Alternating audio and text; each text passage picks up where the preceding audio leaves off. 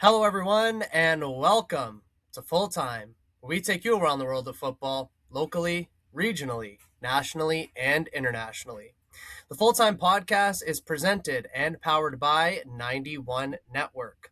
You are tuning in to Season 6, Episode 23 of Full Time. I'm your host, Daniel Scarpino, and with me is our co host, Gitano Gallo. Before we begin today's show, we'd like to take a moment to thank our sponsors. The Full Time Podcast is sponsored by Little Caesars Pizza. With their two locations in Sault Ste. Marie, Ontario, you can download and access the Pizza Portal app so you can enjoy a delicious hot and ready pizza from Little Caesars today.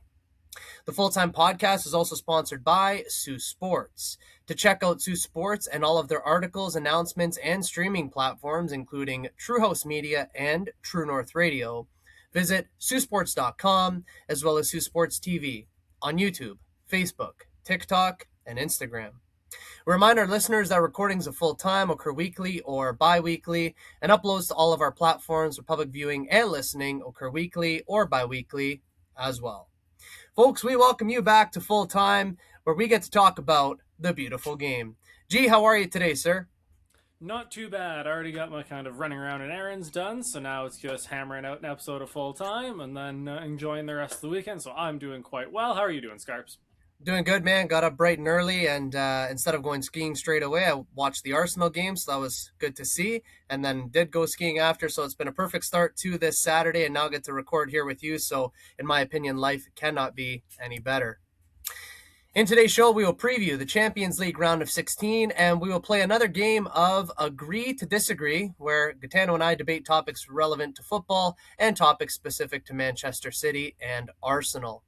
As always, if anyone would like to listen to our previous content, please check us out at Full Time on all platforms of 91 Network.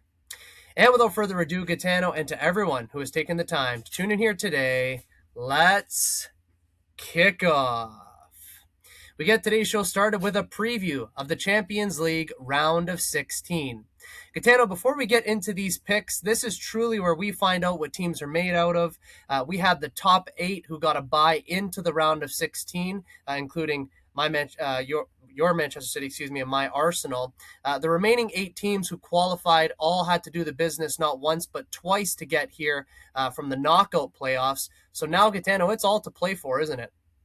Yeah, I mean, once not that the knockout that first knockout round like doesn't mean anything, but once you kind of see the final table set, with your confirmed matchups, and you're actually looking at kind of the knockout and looking at the exact path that your team has to take to the final. It's when it just feels very real. Because it's when you see like winner of this or that versus winner of this or that, it just feels a little less. But now that it's concrete matchups, it's do or die.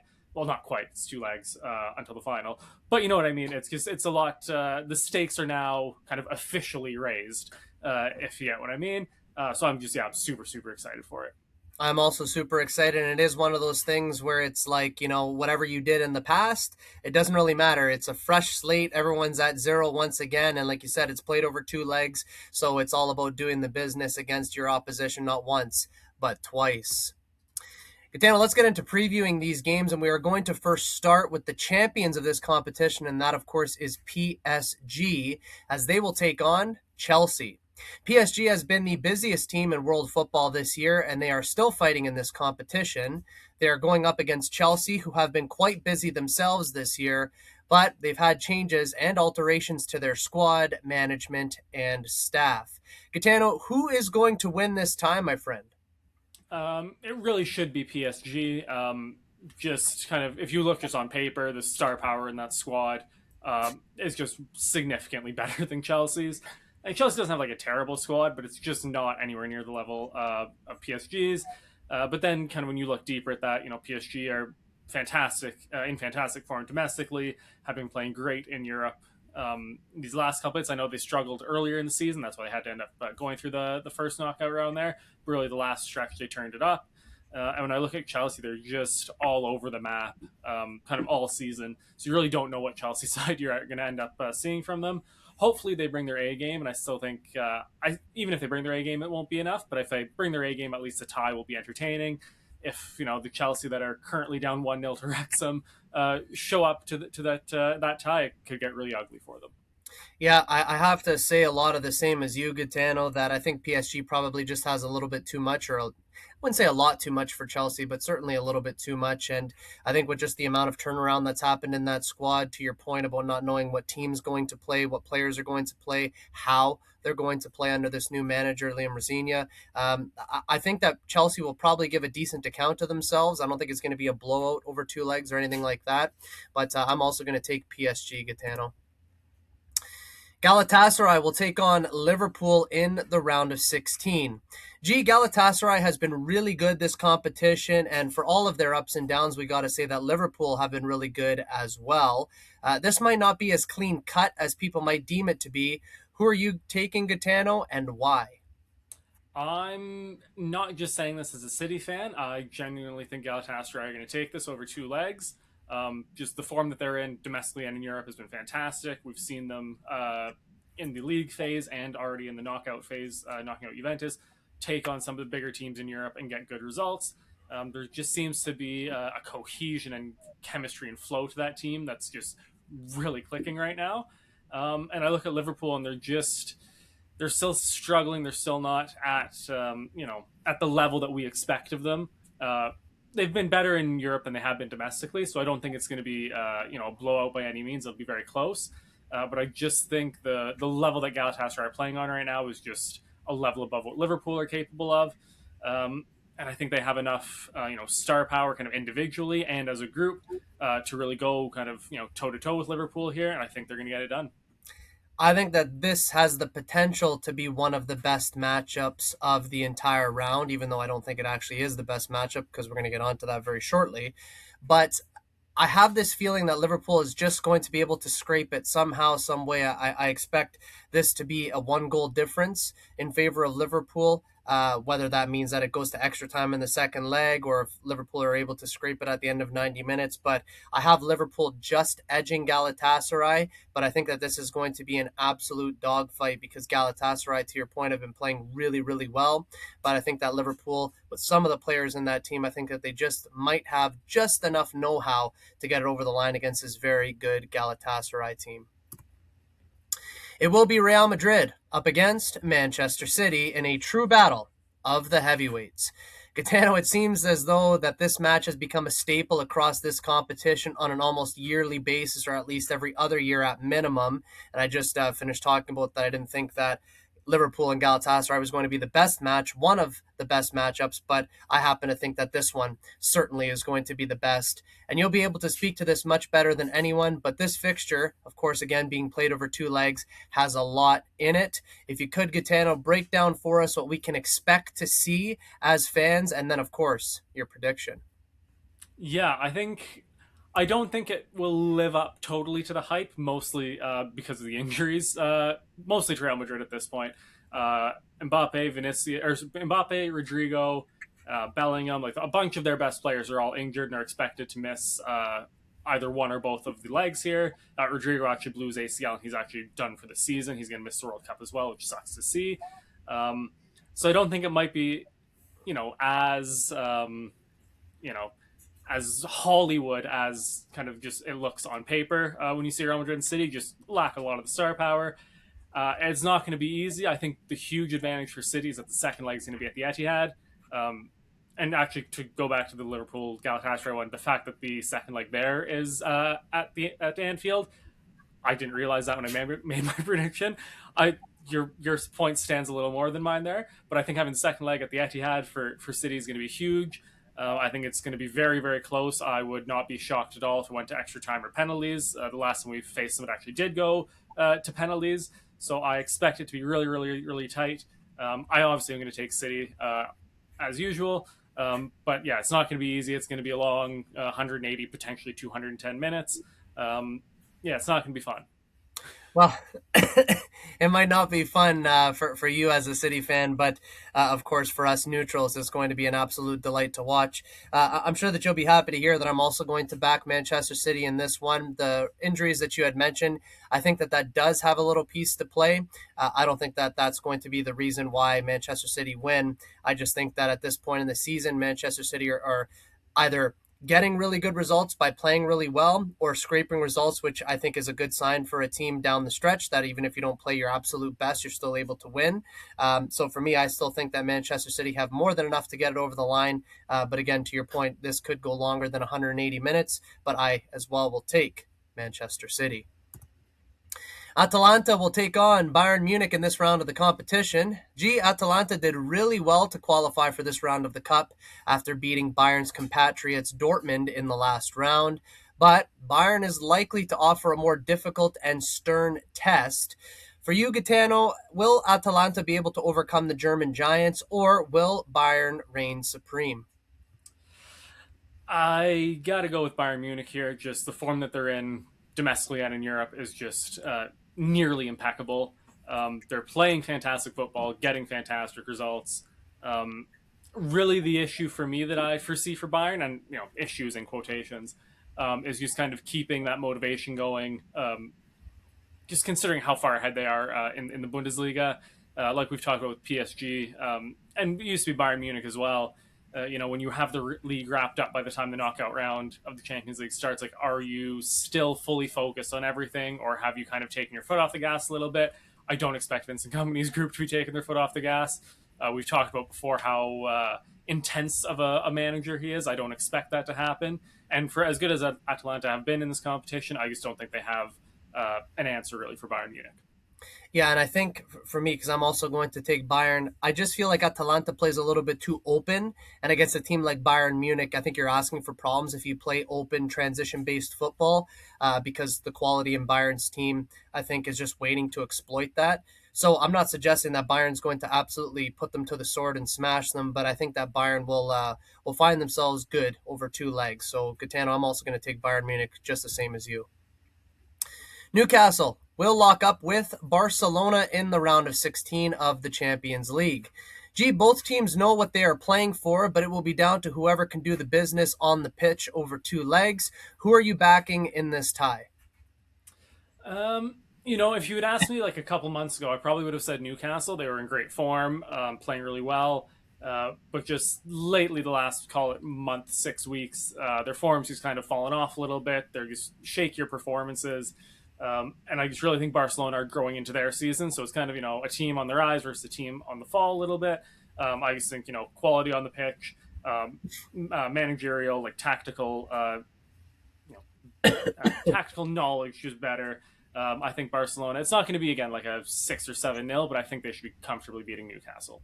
Yeah, I have a funny feeling that Barcelona is going to win this, knock Newcastle out, and then Newcastle is going to go on a really good run to get into maybe the top five, top four of the Premier League. I kind of foresee that as the season comes to its inevitable end here. So I'm going to take Barcelona just purely on the fact that I think they're a slightly better side who have the know-how in this competition. Newcastle will probably end up putting their focus into the Premier League of getting Champions League football for next year. Atletico Madrid will see Tottenham in this next round of the Cup. This tie has some things to unpack, but at the same time, almost like limited things to unpack, depending on how you want to look at it. Regardless, there is only going to be one winner. I feel kind of silly to ask, but who's the winner going to be, my friend? I mean, it would be the Spursiest thing ever to be in a relegation dogfight and qualifying for the quarterfinals of the Champions League. But really, Atletico Madrid should be winning this by like double digits. I expect Julian Alvarez to score a handful in this over both legs, and they really should just tear Tottenham apart. Yeah, I don't foresee this being particularly close, but knowing that the way things go in football, it will be a close tie. But yeah, I'm taking Atletico Madrid, Tottenham, as we're going to talk about in the not so distant future once again, in a very precarious situation in the Premier League, and I don't think they could even afford to put all their eggs in the Champions League basket because they're just focused on trying to stay up in the league. Just an absolute crazy showing of events for Spurs. But yeah, I'm taking Atletico. Bodo Glimt will look to carry on with their Cinderella story as they will play Sporting in this next round of the Cup. Gee, we all love an underdog story until that underdog happens to play one of our teams, in which case we want the fairy tale to end. However, Bodo Glimt has been defying the odds in this competition and some. Do they keep dancing, or does Sporting end their Champions League dreams? I'm glad you kind of went with that route for it because I was going to say that I'm going to take Bodo Glimt the entire rest of the tournament until they get knocked out, or until, because City are on the other side of the bracket, they face City in the final. Then I will not take Bodo Glimt. But yeah, I love the story. I love the potential for it to be in the quarterfinals of the Champions League. But I also think they've been playing really, really good football in the Champions League. I'm not going to sit here and tell you that I've watched any of their domestic games at all. But from what I've seen in the Champions League, not just the results they've gotten, but how they've beaten Atletico City and Inter twice was just super duper impressive. And yeah, I definitely can see them doing the business over two legs against Sporting. So yes, I'm going to take Bodo Glimt. Yeah, I've jostled back and forth with this one, and I'm almost a bit ashamed of myself to not take Bodo Glimt. I am going to take Sporting, but I want this Cinderella story to continue, and I'd love to see it just because, to your point, don't really know much about the team, but every time you get to see them play in the Champions League, it's like, you know what, these guys absolutely deserve to be there. So I hate to go against the underdog because we all, like I said, we all love an underdog story, but I think that Sporting just might end this magnificent run because I feel like it does have to end at some point. So I'm going to go against that, Gitano, and take Sporting. But if Bodo Glimt do win, I will absolutely tip my cap to them, and I think it would just all the more create this fantastic story that's already been developing. And finally, it will be Leverkusen up against Arsenal to see who will book their place in the Champions League quarterfinals. Gitano, this won't be an easy test for either team, and equally, it won't be an easy tie to predict. Who are you taking as the victor over two legs? I'll keep it quick because I would much rather hear your thoughts about it than mine. I'm going to take Bayer Leverkusen. I think Arsenal, just given their league position, I think that's going to be the biggest focus for them, the number one priority. And not that they're incapable of kind of focusing on a couple different fronts, but I think just they have such a fantastic opportunity in the league to finally get that Premier League title after 20 odd years. Yep. I just think that again, not that they aren't going to be focusing on the Champions League. Mikel Arteta is not going to put out the B team or the kids for this tie either. He's obviously going to play the strongest 11, but I just think the focus might just be leaning a little too much towards the Premier League. And Bayer Leverkusen are a great team. Their form this season hasn't been the best, but also not the worst. And I just think they will capitalize on Arsenal's just. I don't want to call it a lack of focus, but I just think Arsenal have a bigger fish to fry for them, kind of personally as a club. So I think there'll just be a little more focus there. So I'm going to take Bayer Leverkusen, but I know you're going to pick Arsenal, but I'd love to hear your thoughts on why. Well, it's interesting because you mentioned about putting out the B squad and rotating players. Arsenal did that today, of course, in the FA Cup and was able to get it over the line against a League One team. But I think that this tie, if I'm being really honest, I think it's going to be boring. I think that it's not going to be easy on the eye, and I think it's going to be incredibly low scoring. But I think that Arsenal probably have enough grit, determination, and as they've been showing in probably the last, well, I guess basically since January, that there's multiple ways to win games. And if that means set pieces, if that means slowing things down, if that means bleeding the clock, if that means getting a scrappy clean sheet, whatever the case might be, I think that they're going to be able to do that over two legs. So I expect a boring tie. I expect maybe not the most entertaining football by any means. I expect low scoring in the whole bit. But of course, I'm going to back Arsenal to beat Bayer Leverkusen in something that might not be the most entertaining, if we're going to be totally honest. So, Gitano, you're going to go with PSG, Galatasaray, Manchester City, Bayern Munich, Barcelona, Atletico Madrid, Bodo Glimt, and Bayer Leverkusen. I'm going to go with PSG, Liverpool, Manchester City, Bayern Munich, Barcelona, Atletico Madrid, Sporting, and Arsenal. A reminder to everyone, of course, that the Champions League round of 16 will be played over two legs. The first leg of games go on March 10th and 11th, and the second leg of games will be played on March 17th and 18th. And in our next episode of Full Time, we'll be able to review the results of the round of 16 for everybody. Moving along, it is now time for our Agree to Disagree segment, whereby we get to debate and discuss some hot topics in the wider footballing community, as well as matters specific to both of our teams and clubs, Manchester City and Arsenal. We have 10 individual statements prepared in which Gitano and myself will respond by either stating that we agree, strongly agree, disagree, or strongly disagree with the statement. There is no room for neutrality in this game. After we reveal our answers, each of us will have 1 minute to make our argument based on our pick. In the moments when we completely and totally agree, the conversation, of course, will be much shorter. So, the first time that we did this, absolutely fantastic, and I guess we get to do it here again, and it's going to be all the better. You ready to go, sir? Yeah, I'm super, super excited to do this. Absolutely, and it got some good feedback last time, so I'm excited to do it again. I think that these sort of things can definitely relate with a lot of people, so I think that this is fantastic. Let's get ready for round one. The first statement that we will showcase our answers for is as follows. The Premier League peaked between 2004 and 2012.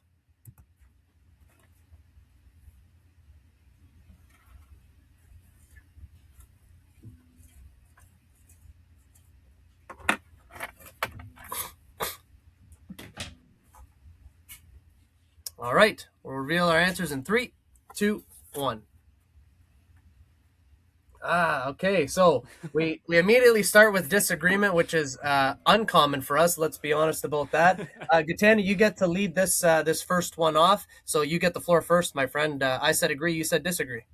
Yeah, so my disagreement mostly comes from the fact that I didn't really watch the Premier League up until like 2011. Like 2011, 2012 was the first Premier League season I actually watched. So I can't really say that it peaked then because I didn't watch anything really previous to that. But what I will say is, from what I have watched from 2011 onwards, has been phenomenal. Like there's never been a boring Premier League season. There's always some sort of story going on. I've really enjoyed it. I think the quality of player, quality of team, the quality of the managers, everything is just, there's no league better in the world, and there hasn't been since I started watching, and I don't think there will be, unless something crazy happens in the footballing landscape. So yeah, that's why I disagree. It's not really anything to do with like better than, worse now, or anything like that. It's because I didn't watch it, so it's really hard to judge. I totally respect your opinion there. And obviously, I started watching a little bit beforehand. It was a case of me. The only reason why I'm an Arsenal fan, by the way, is because when I was a young guy, 2002, 2003, the first team that I had turned on Channel 18, which was Sportsnet, happened to be Arsenal. Super Soccer Saturdays. Exactly. So just the mere fact that when I woke Yeah. up on that Saturday morning, turned on the TV, Arsenal just happened to be the first team that was playing, and that's why I became a fan of the club. But anyhow, during that time period from 2004 to 2012, so many magical moments. And although I think things in the Premier League have gotten better with managerial talent, tactical knowledge of the game, maybe in some cases even the players and these sorts of things, the amount of money that's put into football. I just feel like during that time period, there was a certain level of play that was so evident, individual quality players taking people on. It was, I would almost say, less tactical and more just down to the grind, fight, hard tackles, everything like that. Scrappy 1-0, scrappy 2-1s all over the place, but wonder goals almost every other weekend. And I think now we probably see a little less of that. And, again, the game's been so amplified with social media and these sorts of things since about 2012. So during that time, I think that the Premier League peaked. That being said, we're still in a really good place. So I take your points on board, absolutely. Next up, and this one's going to be a fantastic one, in my opinion, probably the best one of this entire segment. And it reads as follows. The Invincibles are more impressive than the Centurions. I think I might have given away my answer, but yeah.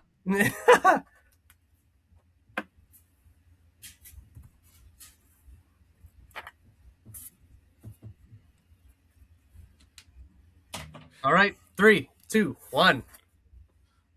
Okay, well, that was always going to happen. I said agree. You said strongly disagree. I get to lead this one off. The way that I see it with the 100 points of Manchester City, that has never been done. Absolutely fantastic. But the year that Arsenal became invincible, yes, of course, didn't lose a game, but really and truly didn't get that many fewer points than Manchester City. And I would have loved truly to see a game between the Invincibles and the Centurions. I think that would just be box office. But for me, I don't see too much of an argument in terms of why the Centurions would be so drastically better than the Invincibles. For me, I think that the players in that Invincible team are marked as legends forever. Of course, many of them in Manchester City as well. But I think what Arsenal did during that time period and then even afterwards with that team, I'm not sure that that will ever be replicated. But can I see another team getting 100 points in the Premier League? Probably not, but I would sooner see that than a team going undefeated. So for me, it's the Invincibles all the way. And I understand where that comes from, but for me, I look at the achievement itself. So like 100 points in any of the top five European leagues. The only time that a team has got more than 100 points and not won their league title was Manuel Pellegrini's Real Madrid, and he got sacked for it. Yeah, yeah, yeah. Yeah, lost the title to Barcelona, 100 points. I believe they won the Copa del Rey that year as well, and he got sacked for it. Um, and yes, there's very few teams that have gone invincible in those leagues as well. But I think for me, what really makes the difference is the fact that you could go invincible. You could go 38 draws, no wins, no losses, 38 draws. You're getting relegated. 38 points gets you relegated. You could sprinkle in wins here and there, but you could get 50, 60 points and be invincible and achieve nothing. So that to me is the big difference. Like other team in world football has got 100 points and not won their league. You could realistically go, you know, no wins, no losses, 38 draws in the Premier League, be invincible and get relegated. So to me, that's like the big difference. Like, there's no way to like beat Centurions and not win your league. Whereas there's a realistic possibility, you could finish mid-table too. You could get some wins, some draws, and no losses, and finish with 50, 60, 70 points and be mid-table. But yeah, just the fact that you can do that and get relegated, to me, just puts the Centurions just a level above. I feel like we could be on this topic for about an hour plus, which is just awesome. But we'll end it on this because we do have to move on to the next round. Both teams achieved something that has never been done in the Premier League before, so both champions as well. The next one, Kevin De Bruyne is the best Premier League midfielder of all time.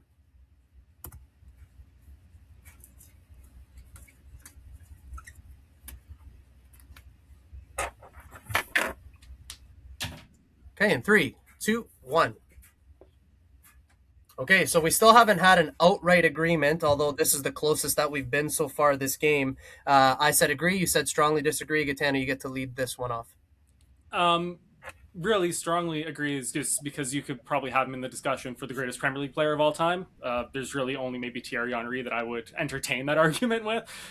So for me, like, he is, by far, like, miles and miles, and I know I'm biased, miles and miles clear of any other midfielder the Premier League's ever seen. 288 appearances, 72 goals, 119 assists. How many Premier League titles, how many big moments in title races. You look at quality that he had. You look at the quantity he had. Like, he didn't do anything normal. He was above and beyond in every aspect.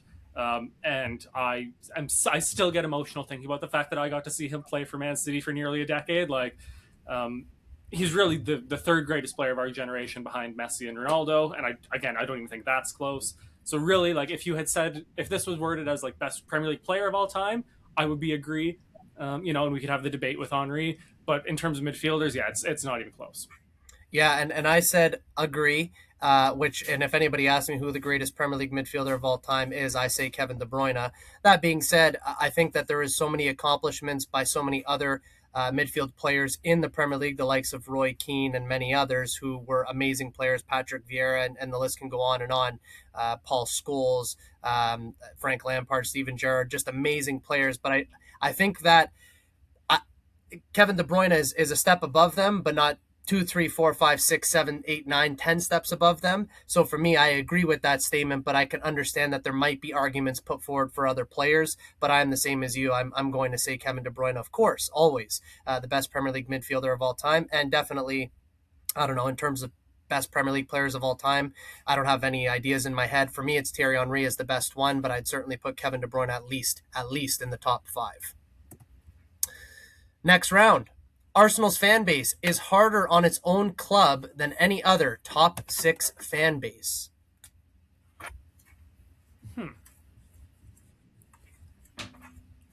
I That one's making you think? For a second. Yeah. Wait, you said top 6, right? I did. Or just I don't know if okay. you can consider Tottenham. I don't know if you can consider Tottenham. That's what I was. if we're not going to consider Tottenham here. Yeah, I digress on that point. Jeez.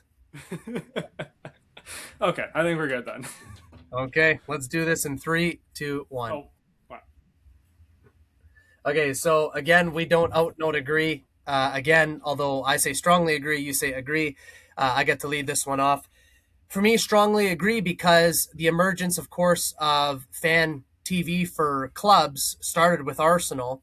And I don't think that, don't get me wrong, Manchester United is absolutely up there. I think Chelsea is really high up there. I think Manchester City in some respects, although you guys have had so much success the past 10 to 15 years, I think they're up there too. But I don't think really any other fan base is as hard on their club as Arsenal is. And even all of the success that we had under Arsene Wenger, how many people were calling for him to be out for years and years and years. I'm glad I wasn't one of those people. He was one of the main reasons, of course, that I ended up loving the club. Yes, they were the first team I got to see play, so I just automatically liked them. But he made me fall in love with the sport as from a tactical aspect, from a coaching aspect. But so many people wanted him out, and so many people down the years have criticized the club. And you even see it now: Arsenal not playing good football but getting wins, and people are saying that they don't deserve to win the title and these sorts of things. Well, all these years they're saying, well, you play pretty football, you guys don't win anything. Now we're not playing pretty football and we're winning stuff.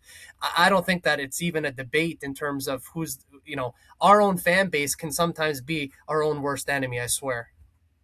Yeah, and for me, the biggest thing, and I don't mean this with any disrespect when I say it, is just like when you look at the other kind of top, I'm going to call it top 5 clubs, because I'm just not going to count Tottenham in this.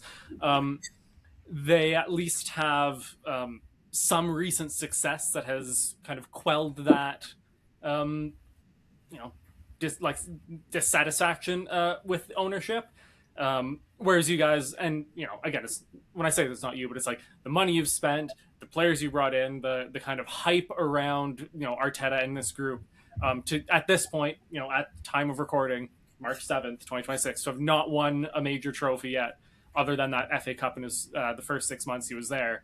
Like you guys are very vocal about that, but rightfully so. Like it's not it's if City fans were calling for Sheikh Mansour to sell the club because we didn't win the Premier League last season, that would be kind of ridiculous. Yeah. But at least with Arsenal fans, it feels somewhat validated, and the fact that you just don't have that any sort of recent success, even Liverpool obviously with Premier Leagues and Champions League, Chelsea with the Champions League, United their last major trophy. Well, they had an FA Cup, but really it was Mourinho's Europa League. But even before that, they had plenty of trophies. So yeah, I just think that you guys are probably the loudest because you don't have. You're just kind of you're the odd one out in terms of that major trophy. I'm sure once you guys get it, that will kind of settle and be normal. But yeah, I would say you're probably the hardest on your ownership just because of that lack of a major trophy. There's one coming soon with this group. Like I don't doubt that for any second right now. But just until you have it, it's always going to kind of linger. Yeah, you make an amazing point on that. And apart from leaving it there, I'm going to say that I always thought that winning would always solve everything. And I think that maybe the fan base might back off to your point. But we saw it last year with Tottenham that winning clearly does not solve everything because they won the Europa League and now look at them, right? So I hope that if and when Arsenal does win a major, that we can keep just kind of moving on from that. But yeah, absolutely. I totally agree with your points. Next up, Manchester City is hated by other fan bases because of their dominance. I'm sorry for giving away a couple of my answers already as I'm writing them down, but that's, yeah.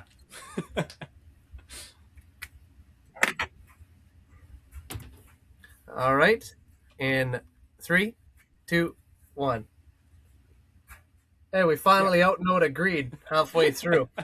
So we both say strongly agree. Gitano, take it away. Yeah, I just mean, everyone hated United in like the early to mid 2000s. In the peak era there, Scarps of the Premier League, everyone hated United. Clubs in Spain hate Barcelona, Real Madrid. Teams in Germany hate Bayern Munich. Teams in France hate PSG. Teams in Italy used to hate on Juve. That's just the way it is. The more you win, the more everyone else dislikes you. Yeah, that's kind of how it goes. Yeah, it's as simple as that. When you're on top, everybody hates you because everybody wants to be you. And we even see this on much smaller levels. You could look at amateur soccer, you could look at semi-professional soccer. Heck, you could even look at men's soccer in a local town. Like if you're on top, everybody hates you. Everybody wants you to be knocked off your perch. So yeah, the for me, the only reason why everyone hates Manchester City, if you want to put hate as the word or dislike, whatever, is because they've been so dominant and everybody wants to be there, and including my club, Arsenal. So yeah, when you are the best, and you guys have been the best for a number of years, of course you're not going to be liked and revered. But when someone else is on top, they get to experience the exact same hatred. Next up, Erling Haaland is overrated in big games.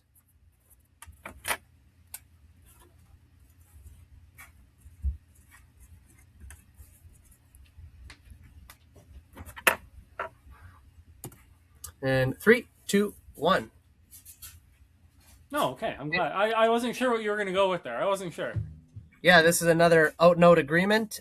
We both say disagree. I get to lead this one off, but I will be very quick and hand it over to you.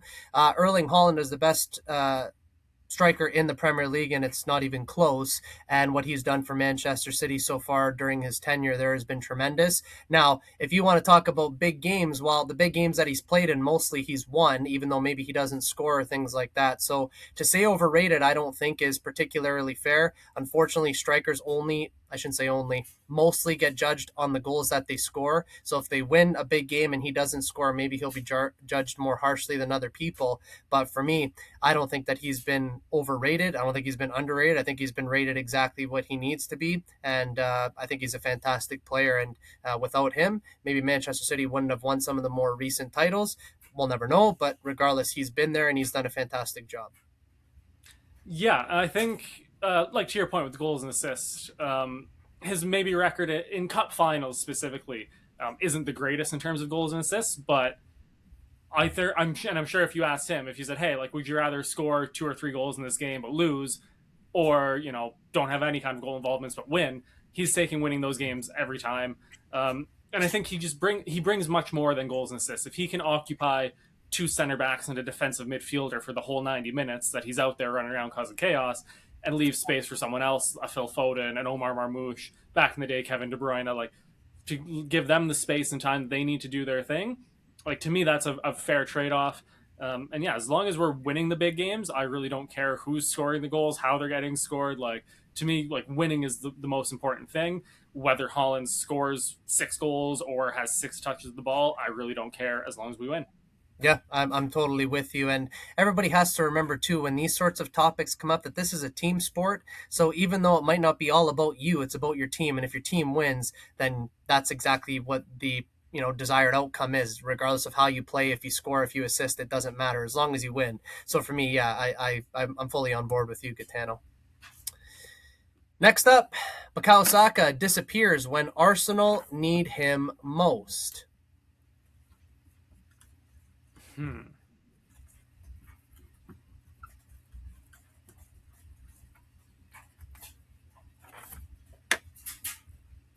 Yeah. Okay. Yeah.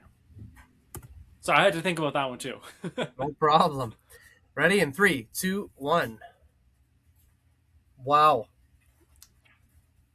Okay. If you'll allow me to go first with You my do three you do here, get to go first anyways, so yeah.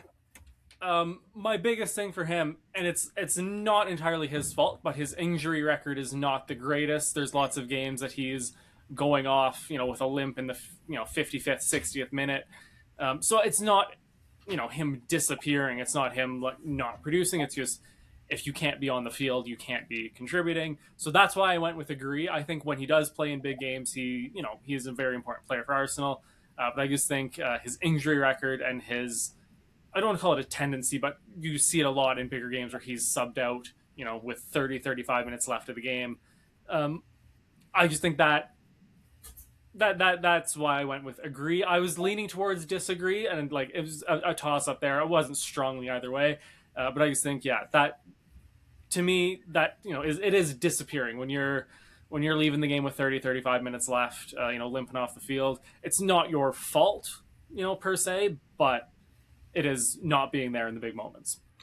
So the only thing that I'll give on that argument is that when he picked up that hamstring injury last year, he hasn't come back the same player. That I will say, and that includes this season, albeit last game against Brighton, winning 1-0, who's the guy to step up to score the goal, Bukayo Saka.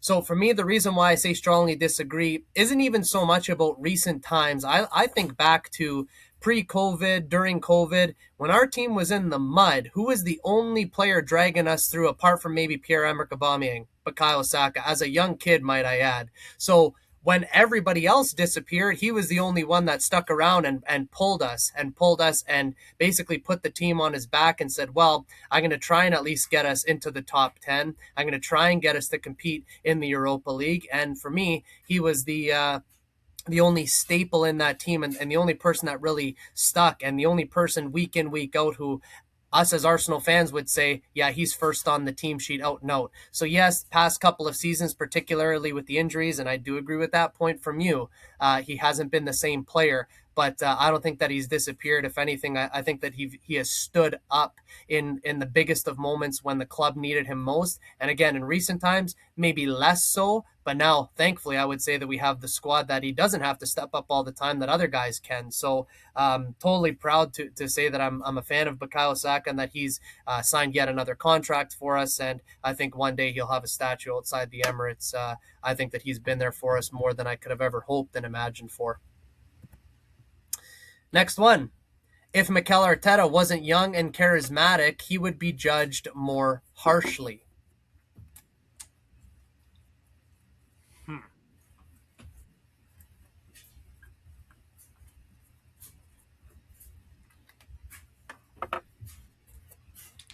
right. Okay, in 3, 2, 1. Okay, another disagreement. So I'm going to say strongly disagree on that. And again, I think even though I get to lead this one off, I think it'll be short. I think he's judged harshly. Anyways, I think all managers are. I don't think any manager gets the benefit of the doubt these days. And like a club like who is it, Nottingham Forest on their fourth manager this season, like nobody gets a pass. So I don't care that Mikel Arteta is young, handsome, the whole bit, whatever. I think he gets judged harshly just like every other manager does. So I say strongly disagree to that. I think that it doesn't matter that he's young and charismatic.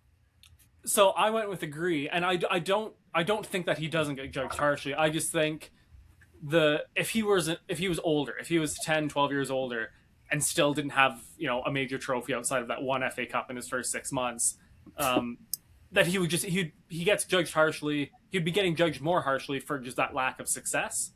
So that's why I agree that if he was older, and for me, the charismatic part doesn't really factor in. It's just the fact that, if he was, like I said, 10 years older and still had the same kind of CV of no major trophies, no nothing other than that one FA Cup, I think he would just be judged more harshly as opposed to the fact that he's younger. He gets, again, it's not less slack or, more slack, but the fact that he has kind of more career ahead of him. He doesn't have like a super long CV of management before, kind of gets him slightly less, judgment. Just the fact that he's, like Pep's got, 10, 15 years behind him before he went to City, right? Like, it's just, if he had more time and still didn't have the success, he would just be judged even harsher. So it's not that he doesn't get judged harshly now. I just think that if he was older and still had the same level of, I'm going to call it success, even though he has, like, you know what I mean? Yeah. As a good manager, challenging for titles all the time, but not winning them, I think he would just be judged more harshly than he is already judged now. So it's not that he's not getting judged harshly now, but it would just be worse. Yeah, and it's another conversation that we have to have in 10 to 12 years' time, right? Exactly. Next up, City fans care more about defending Pep than defending the club.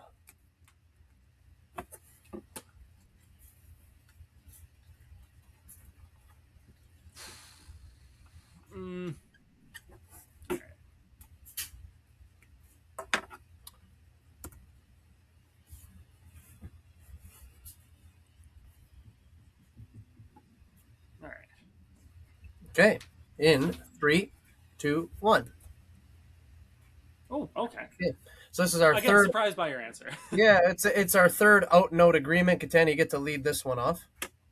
Yeah, I just think and I can't speak for every single City fan, but a lot of the kind of comments you hear, uh, and specifically regarding like kind of the 115 charges and the potential relegation and stripping the titles and all that.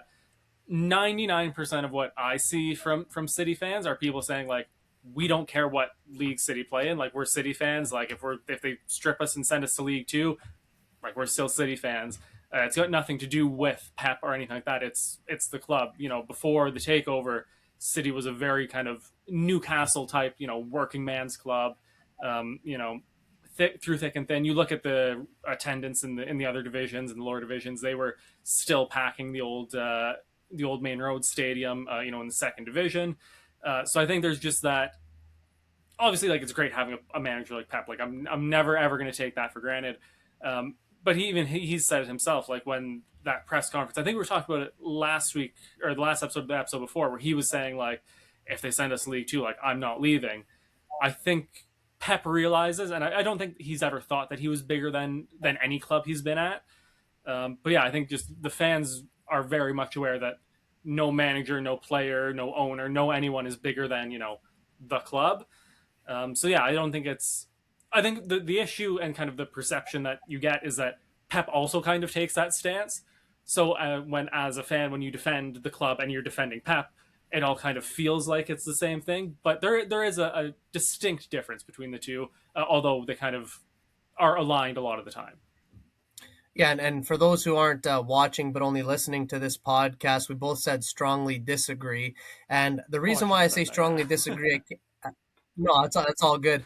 The only reason I say strongly disagree, really and truly, I don't know a ton about the Manchester City fan base, but what I do know is that any reasonable, noble, good club is not going to defend the manager more than they will the club because it's the club you support. Yes, you support the manager, you support the players and the people inside the club, but it's the club that you support. And when Pep goes, guess what?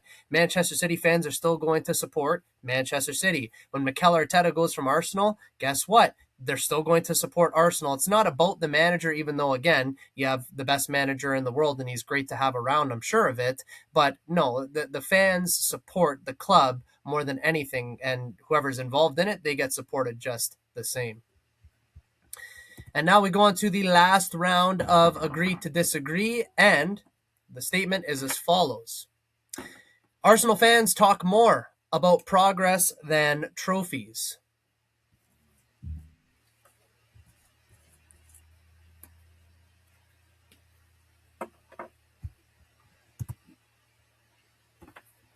It really annoys me we only have four options here because I would definitely have another choice for this, but I'm going to have to go with this one. That is fair and fine. But here we go. Last round. Three, two, one.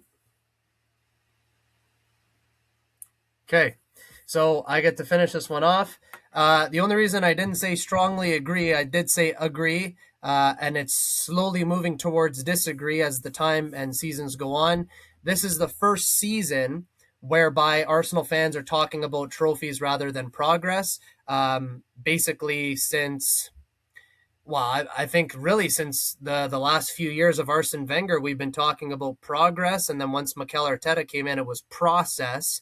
So, yeah, I could see why everybody would mostly say strongly agree. I'm only going to say agree because, like I said, the narrative has changed this year, and the dialogue and the conversation has changed. Now we're talking about trophies, even though we haven't won one yet. But yeah, slowly starting to move towards disagree on that, but I can't yet. It's still unfortunately agree. We need to get away from talking about progress and process because we need to start talking about trophies, but we need to win one first. I'm glad that you brought that up. So I said strongly agree. Mostly, the fifth option I would have picked would have been like the previous couple seasons. Strongly agree. This season disagree. Because that's the thing. Like it's just because of where you were at the time and kind of the path you're still on. Yes, you're talking about a lot about progress and not trophies. The club was just at a different stage than say a Manchester City, a Liverpool, kind of whoever else. So yes, I fully agree. The fact that like it's the narrative is shifting away, but just the way the question was worded, yeah, like it's been a lot of talk about progress, but like you said, it's slowly fading out. And if, like I said, if I had a fifth choice here, it would have been like previously strongly agree, at current disagree. But yeah, so on the same page for the most part. There we go. And that does, of course, bring us to the end of another agree to disagree game. Gitano, we only had 3 out and out agreements in that entire game, so only 30%, so 70% where we actually didn't technically fully agree. So, yeah, well done to you, sir. Another fantastic game. Can't wait to do it again. Absolutely, and it's so funny that we do that, and we disagree on nearly everything, but then we like do predictions, and we're almost perfect the entire time through.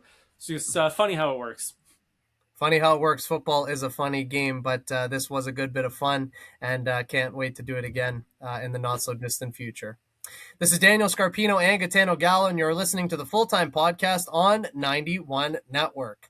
A reminder that Full Time is sponsored by Little Caesars Pizza and Sioux Sports. Check out the Pizza Portal app for a quicker, easier way to get your next hot and ready pizza from Little Caesars, and be sure to check out Sioux Sports at SiouxSports.com and Sioux Sports TV on YouTube, Facebook, TikTok, and Instagram. Ladies and gentlemen, that is Full Time. As we conclude today's show, we want to say a massive thank you to everyone who has tuned in. Your support is much appreciated. G, as always, great job, sir. Absolutely, and to you as well. Fantastic episode, fantastic questions for the agree or disagree. Yeah, just thank you for having me as always, and excellent job today. Thank you, sir. A great way to continue on this Saturday, and cannot wait to do it again in the not too distant future. A reminder to our listeners that the next episode of Full Time will be recorded the week of March 16th, 2026. In that show, we will take a look at the Champions League. We will preview the Carabao Cup final. We'll take a look at the FA Cup and local soccer. As always, we will keep everyone in the loop with all of the happenings in the world of football. For weekly content, make sure to hit like, follow, share, and subscribe to all platforms of 91 Network on YouTube, Spotify, Facebook, Instagram, TikTok, Podbean, and Spaces at SiouxToday.com. For Gitano Gallo, my name is Daniel Scarpino, and thank you for tuning in to Full Time. We look forward to seeing you at kickoff next time back here on the Full Time Podcast and 91 Network. Best always.